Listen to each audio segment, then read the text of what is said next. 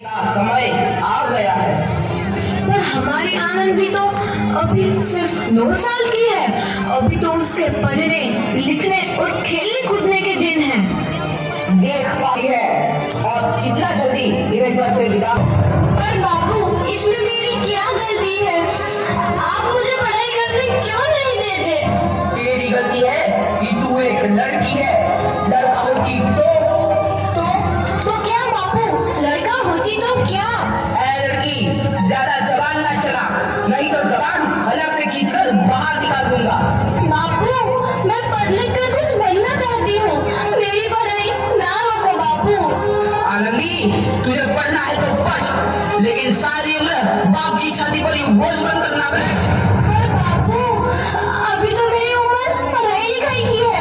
मुझे पढ़ लिख कर डॉक्टर ही बाबू। मत पढ़ो बाबू। सॉरी। नहीं बाबू, नहीं। बाबू, ये तुमने क्या किया? तुमने मेरी इन किताबों को भी नहीं पढ़ा बाबू। मेरी किस्मत फाड़ दी, मेरी किस्मत। ये कापी किताबें ना सिर्फ छोरों के हाथ में अच्छी लगती है, लड़कियों के हाथ में तो सिर्फ मेहंदी अच्छी लगती है, मेहंदी। पर बाबू, मैं लड़की हूँ तो क्या हुआ? लड़का और लड़की तो हमारी दोनों आंखों के समान होते हैं। चुप कर आनंदी, और यह एहसान मान कि अब तक जिंदा है तू। कहीं बचपन में गला दबा कर मार दिया होता तो यह तेरी बकबक नहीं सुननी पड़ती आज। पर बापू, मुझे चूल्हा जलाना अच्छा ना लगे है। देख छोरी, जितना जल्दी हो तू चूल्हा जलाना सीख ले, उतना ही अच्छा है तेरे लिए। और हाँ, तेरा ब्याह तो होगा, वो भी कल के कल। अपना जीवन है तुम्हारी यही कहानी। आंचल में है दूध और आंखों में है पानी। मुझे माफ कर दे बेटी, तेरे बापू के जिद के आगे मेरी एक न चलेगी। माफ कर दे बेटी, मुझे माफ कर दे। इस प्रकार मात्र 9 वर्ष की छोटी उम्र में आनंदी का विवाह गोपाल राव जोशी से हो गया। बाल विवाह एक सामाजिक कुरीति है और इस कुप्रथा का शिकार होना पड़ा आनंदी को। 5 वर्ष बाद आनंदी 14 साल की हो गई है। उसके घर एक शिशु ने जन्म लिया है। देखते हैं आगे क्या हुआ। देखिए ना, इसे क्या हो गया है? इसका माता तो अंगार की तरह तप रहा है। इससे तो बहुत तेज बुखार है। आप बिना कुछ भी बोलते हैं। दीजिए मुझे। माधव, जल्दी से वैद्य जी को बुला के लाओ। जी, अभी बुला के लाता हूँ। ये तुम क्या कर रही हो आनंद जी? भगवान की लीजिए। भगवान की कृपा से इसका माथा ठंडा हो रहा है और बुखार भी उतर गया है ना बाबू? देखिए, दीजिए मुझे। उठो बाबू, आंखें खोलो। तुम्हें तुम्हारी माँ बुला रही है। आंखें खोलो। देखिए ना, इसे क्या हो गया है? आंखें भी नहीं खोल रहा। आंखें खोलो बेटा। आप चुप क्यों है? आंखें खोलो बेटा, आंखें खोलो। आनंदी, हमारा बेटा कभी आंखें नहीं खोलेगा। नहीं, ऐसा नहीं हो सकता। मेरे बेटे को मुझसे कोई नहीं छीन सकता। कोई नहीं छीन सकता। पागल मत बनो आनंदी। माधव,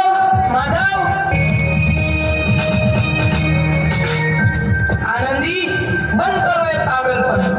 भगवान ने मेरा बच्चा छीन लिया। भगवान ने नहीं, तुम्हारी अशिक्षा और अंधविश्वास ने तुम्हारा बच्चा छीना है। अगर तुम पढ़ी लिखी होती तो आज हमारा शिशु जीवित होता। तुम अनपढ़ थी आनंदी, अनपढ़। नहीं, अब मैं अनपढ़ नहीं रहूंगी। नहीं रहूंगी मैं अनपढ़। मैं पढ़ूंगी ताकि कल किसी और आनंदी को इलाज के अभाव में अपना बच्चा ना खोना पड़े। शाबाश आनंदी, और यही तुम्हारे अपराध के लिए प्रायश्चित भी है।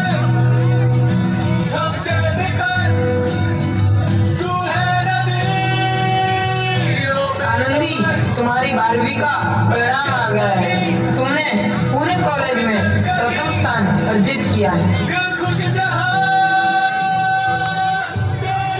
आनंदी, तुम्हारी मेहनत रंग लाई है। तुम्हें शिक्षा वृत्ति मिली है। ये लो तुम्हारे अमेरिका जाने की टिकट। मुझे शिक्षा वृत्ति मिल गई। मैं अमेरिका जा रही हूँ। पर ये सब मैं अकेले कैसे कर जाऊंगी। आनंदी, अपने आप को इतना कमजोर क्यों समझ रही हो? फिर इतना पढ़ने लिखने का क्या फायदा? तुम अभी गवार की गवार नहीं हूँ मैं अब गवार।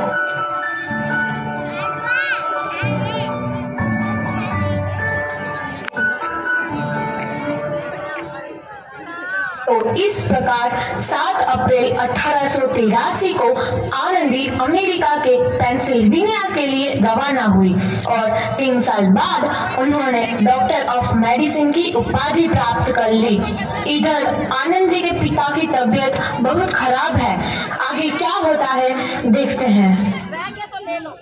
लगता है अब मेरे जाने का समय आ चुका है। अब मैं नहीं बचूंगा। ऐसा मत बोलो। शहर के सिटी हॉस्पिटल में अमेरिका से डिग्री बड़ा डॉक्टर आया है, एक बार वहाँ चलकर दिखा लेते हैं। हाँ सही बोला भैया, कम से कम दिल को तसल्ली तो मिल जाएगी। हाँ हाँ, चलो चलो जल्दी हॉस्पिटल चलते हैं।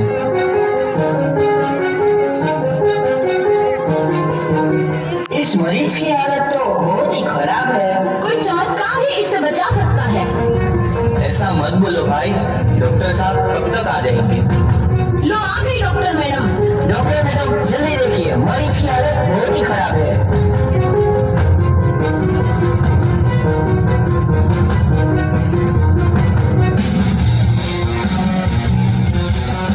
अब आप बिल्कुल ठीक हैं। मौत के मुंह से आपको बचाया है डॉक्टर मैडम ने। डॉक्टर साहब ने मुझे बचा लिया।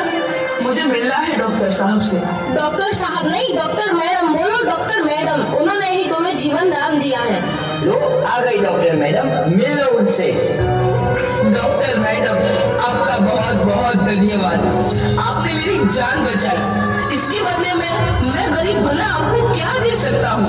वचन वचन चाहिए मुझे कि कभी ये नहीं कहोगे कि लड़कियां कुछ नहीं कर सकती। वचन? ये कैसा वचन? अरे श्यामलाल, तुमने पहचाना नहीं? तुम्हारी बेटी आनंदी। आनंदी? मेरी बेटी आनंदी डॉक्टर? हाँ बाबू, वही आनंदी जिसके लिए बचपन में तूने चूल्हा और दुल्हा के अलावा कुछ नहीं सोचा था। आनंदी, आनंदी मेरी बेटी, मुझे माफ कर दे। मैं तेरा गुनहगार हूँ बेटी।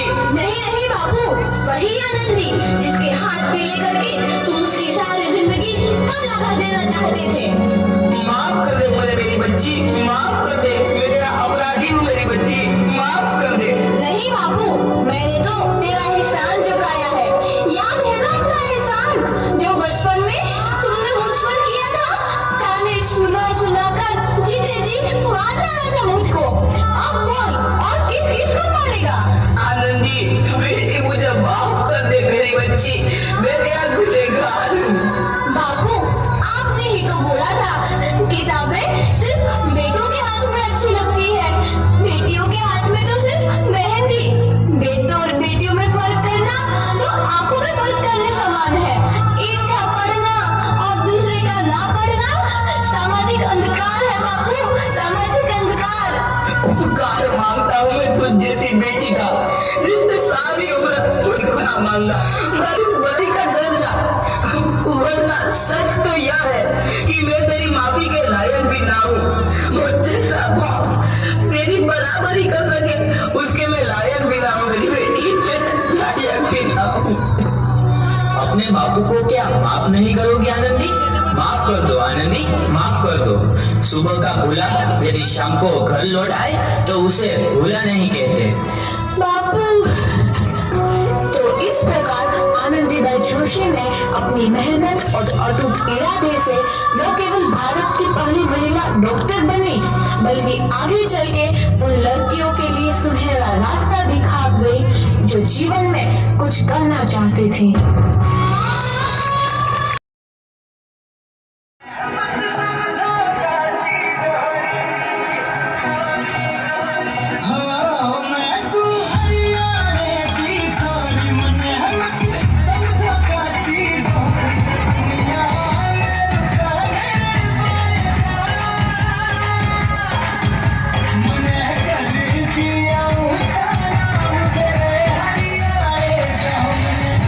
दिया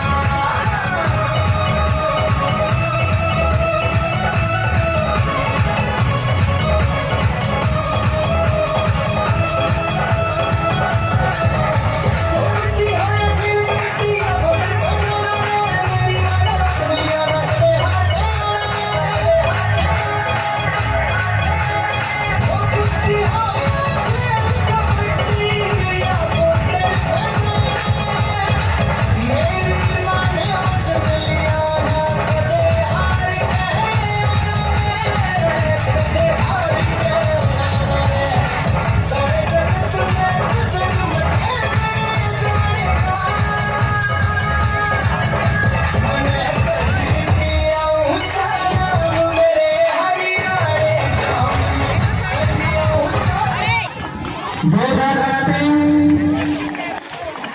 इसके बाद